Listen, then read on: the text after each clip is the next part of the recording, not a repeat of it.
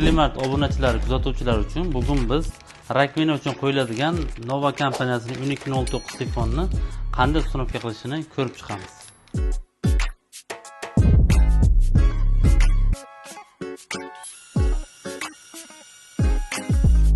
Ushbu sifonimiz O'zbekistonda ishlab chiqarilgan bo'lib, ancha yildan beri xalqimiz orasida tanilgan Nova kompaniyasining sifoni hisoblanadi.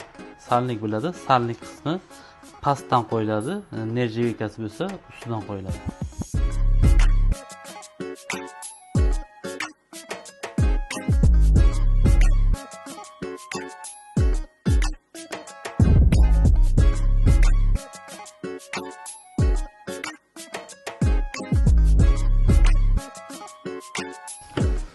Sifonning ushbu zigzag qilib qo'yilishi kanalizatsiyadan hid kelmasligini oldini oladi.